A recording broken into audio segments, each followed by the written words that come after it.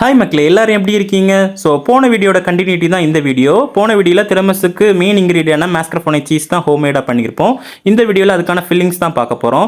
So double boiling மெத்தடில் இந்த பவுலில் வந்து நம்ம வந்து அடுப்பில் வைக்க வேண்டியதான். வச்சுட்டு 3 முட்டையோட மஞ்சக்கரு, அப்புறம் வந்து 100 கிராம் பொடிச்ச சுகர், பவுடர் சுகர் ஆட் பண்ணிவிட்டு 1/2 டீஸ்பூன் வெனிலா எசன்ஸ் ஆட் பண்ணிக்கலாம். ஸோ ஆட் பண்ணிவிட்டு இது மாதிரி ஒரு கரண்டியை வச்சு நல்லா கிண்டி எடுக்க வேண்டியதான். ஸ்பேச்சுலா வச்சு கிண்டினிங்கன்னா கொஞ்சம் ஈஸியாக இருக்கும்.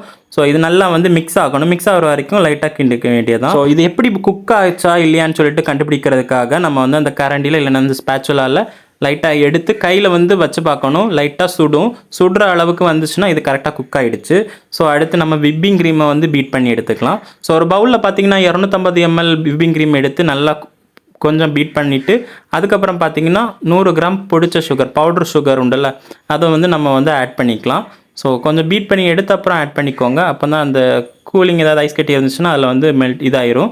ஸோ ஆட் பண்ணிவிட்டு 1/2 டீஸ்பூன் வெனிலா எசன்ஸை ஆட் பண்ணி நல்லா ஸ்டிஃப் பீக் வருத மாதிரி நம்ம வந்து பீட் பண்ணி எடுக்க போகிறோம். ஸோ ஃபைனலி நமக்கு ஸ்டிஃப் பீக் கிடச்சிட்டு, ஸோ இதை நம்ம அப்படியே ஃப்ரிட்ஜில் கொஞ்சம் நேரம் வச்சுட்டு அடுத்து யூஸ் பண்ணிக்கலாம்.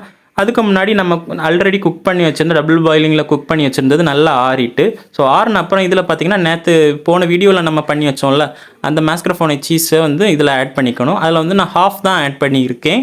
மொத்தமாக பண்ண மெஷர்மெண்ட்லேருந்து ஹாஃப் தான் ஆட் பண்ணி இதை நல்லா மிக்ஸ் பண்ணி விட்டுக்கணும். இதை மிக்ஸ் பண்ணிவிட்டு நம்ம ரெடி பண்ணி வச்சுருந்த விப்பிங் க்ரீமை கொஞ்சமாக ஒரு 2 ஸ்பூன் எடுத்து போட்டுட்டு இதில் மிக்ஸ் பண்ணிவிட்டு அப்புறமா அதில் எடுத்து மிக்ஸ் பண்ணும்போது நமக்கு வந்து நல்லா மிக்ஸ் ஆகி கிடைக்கும்.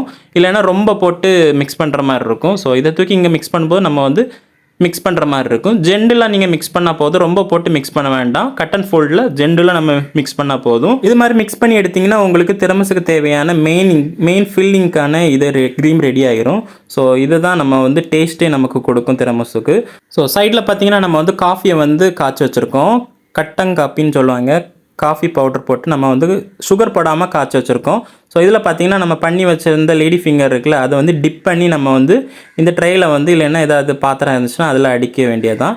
அடுக்குன அப்புறம் மேலே வந்து ஃபில்லிங்காக நம்ம பண்ணி வச்சுருந்த க்ரீமை போட்டு அப்படியே மொத்தமாக வந்து ஃபில் பண்ணி எடுக்க வேண்டியதான்.